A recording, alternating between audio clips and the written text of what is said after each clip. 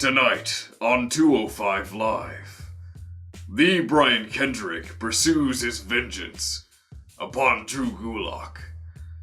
Ariya Daivari makes his in-ring return. And for the main event, the Lucha House Party takes on Mike Kanellis and TJP in a tornado tag match. Who wins? Who loses? Let's find out. We start off 205 Live with Kendrick versus Gulak. Starting off with the usual grapple affair with Drew giving slight taunts to Brian Kendrick. A little shoulder wipe there, whatever the fuck that is. No dust off his shoulder. I don't know what the fuck that means. Brushing you off, essentially. Drew took the edge on this match early on, focusing on holds and submission while still working the previously injured leg of Brian Kendrick. And although Kendrick's experience allotted him more knowledge on breaking out of many of Gulak's holds, it didn't really prove that effective for him in the long run.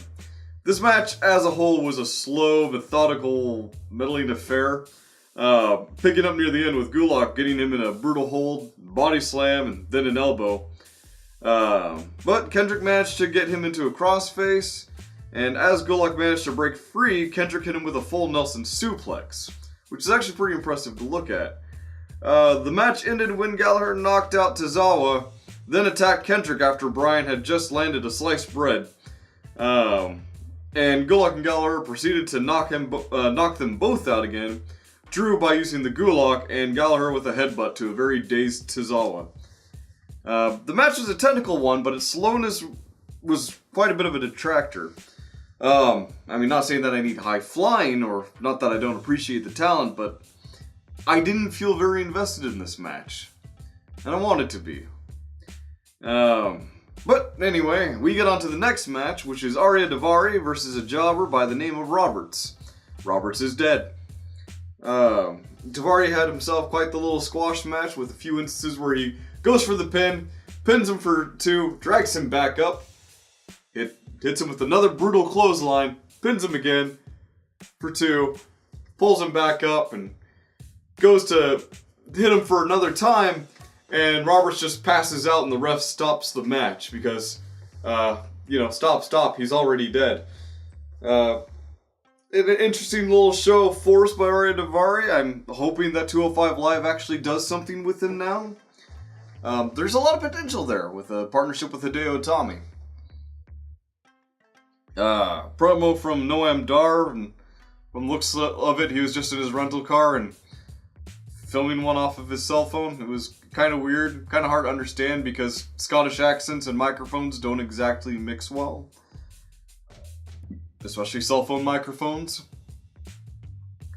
And then we get to the main event. It's a tornado tag with Lince Dorado and Kalisto versus Mike Kanellis and TJP.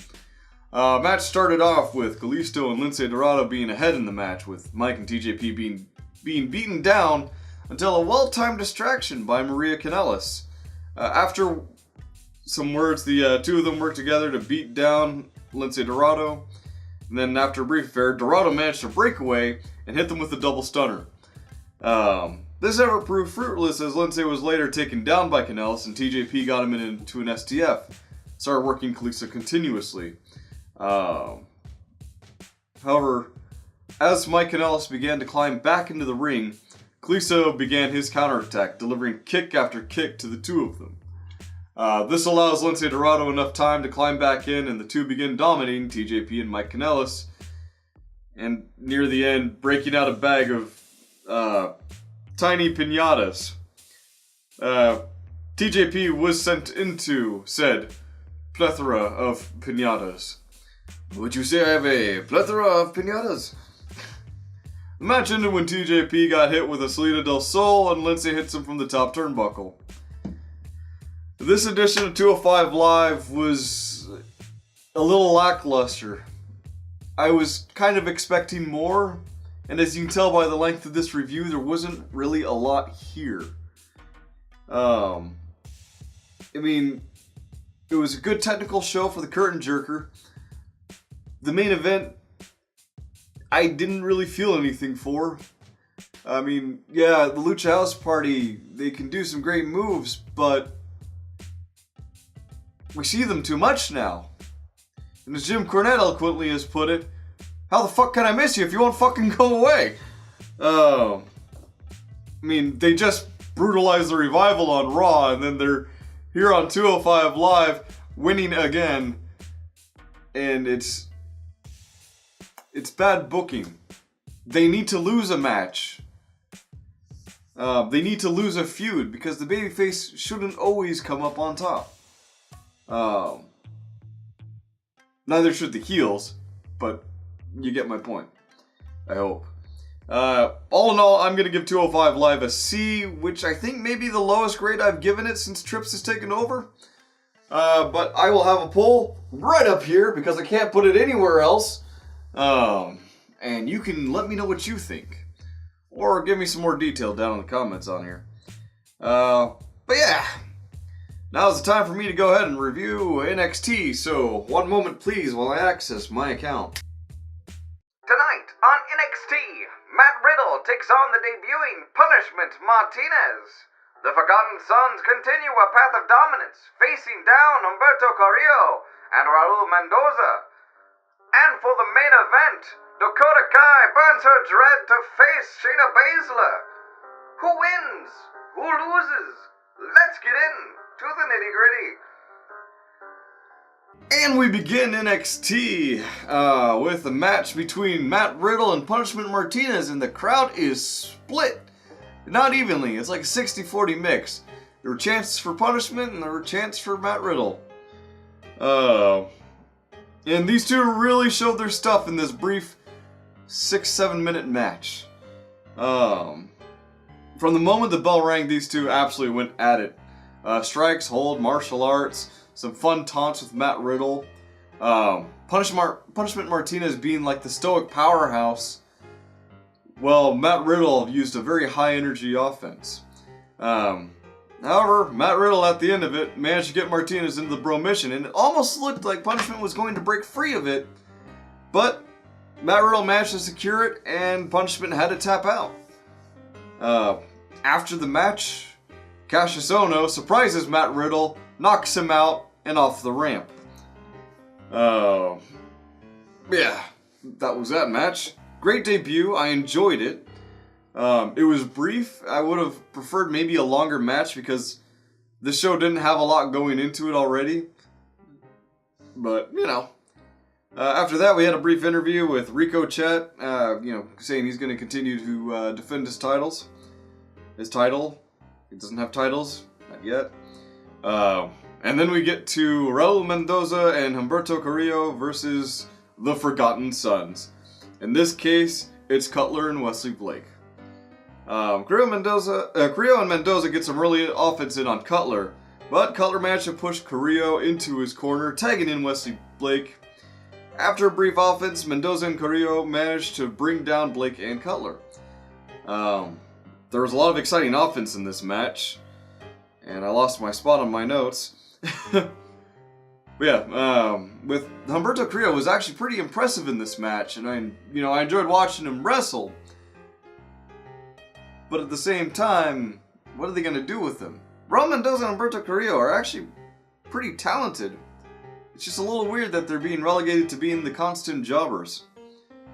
However, we all knew where this was going to end. And after a miscalculation on a tope suicida by Martinez, or by Mendoza, that sounded bad. After a miscalculation on after a dive by Raul Mendoza, he gets knocked out on the way down. Then Humberto was taken out and pinned. That was the end of that match. It was, tag team match. Forgotten Sons got their win. And they're kind of continuing to push them up to the top, and I want to see where this takes them. But I also think Humberto Carrillo and Raul Mendoza need something this year. But yeah, we had a backstage interview with Dream where he snaps his finger and his music starts playing for the interview. Then we got more of those hammy Undisputed Era promos, which are always a bit of a laugh because it's just like a high school clique trying to, you know, talk bad about people they don't like. But anyway, after that we get to the main event, which is Dakota Kai versus Shayna Baszler. Duke and Shafir are ringside for this match, but interestingly, they actually didn't play a part in this. They were there for moral support and didn't interfere at all. And surprisingly, that actually wasn't sarcastic. But anyway, the tides turned early with Kai being slammed into a post after attempting a kick outside the ring. After getting back in, Baszler began working the arm, with Kai attempting to, you know, counter, but immediately being sent to an armbar. After getting taunted enough by Baszler with like little kicks to the face, Kai snapped, kicking her multiple times in the face. However, on the second attempt at a running kick, Shayna avoided it, kneed her in the face twice, nearly ending with Kai leaping from the top turnbuckle into a double, From here it became a kicking contest, with the kicking contest ending with Dakota Kai jumping off of the top turnbuckle, double stomp on a Shayna Baszler, and going for the pin, but Shayna Baszler kicks out. Shayna works Kai up, grabbing her by the wrist and getting into this weird wrist lock and pushing her into the corner. Kai smartly is getting up on the top turnbuckle to try and relieve the pressure on him. However, after pushing Shayna off of her, Baszler runs up, step up enziguri, and then throws her off of the top turnbuckle. However, and I think it was like a suplex that she did, they were both tired out, and Baszler was unable to pin her in any good time, allowing Kai to break out and manage to come up to kick her, goes for another, gets tripped up by Shayna Baszler. So as Kai is getting ready to get up, Baszler runs up behind her and gets her into the Kirifuda clutch, and yeah, Kai is beaten. After the match, Baszler and friends try and beat up Dakota Kai, but she is promptly saved by Io Shirai and Kairi Sane. Kai nearly takes out Baszler after the match, but Baszler is pulled out of the way by Duke and Shafir. Pretty good main event. It's great that the women got a great main event to end in NXT, at least match-wise. We did get a promo after this, which I'll get into. The main event was a main event, and it felt like it. I like the fact that Dakota Kai kind of had this story arc of building up to facing down Shayna Baszler without any fear. And you can't be disappointed that she lost, because that'd be a weird time for Baszler to, lose on this one. So yeah, great main event. Afterwards, we got a promo from Tommaso Ciampa, talking up his wins, including his most recent defeat of Velveteen Dream. And as he was going on about how great he is, Aleister Black interrupts. Who is then interrupted by Johnny Gargano. Tommaso quipping though, after Gargano kind of came out guns blazing against Aleister Black, goes, "I am so glad you left Johnny wrestling in the back and brought out Johnny Badass." From there, Ciampa was using his silver tongue to try and egg the two of them on against each other. Gargano bit, who then taunted Black, who bit on that, who then tried to deliver a black mass to Johnny Gargano, who rolled out of the way very smartly, so Aleister Black turned his attention to Ciampa. But what got them so aggravated? What got Johnny Gargano so agitated? Well, that was Ciampa. And Ciampa saying, they should fight in a steel cage. That's oddly specific, Tommaso Ciampa. You are the greatest sports entertainer of all time. But yeah, Gargano bit on that and taunted Black into accepting that challenge. So the two of them at some point are going to have a fight in a steel cage match. And Black managed to weasel his way out of a title defense. Interesting.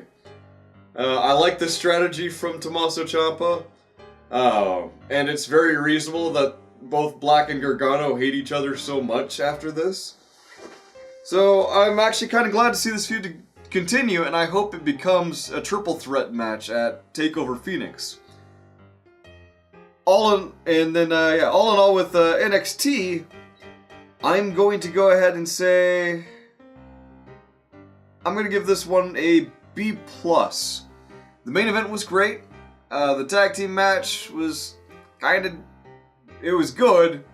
Just wasn't anything fantastic, except for Humberto Carrillo. He was pretty damn skilled. And then, yeah. I'm going to give it a B+. I'm going to have my poll up there.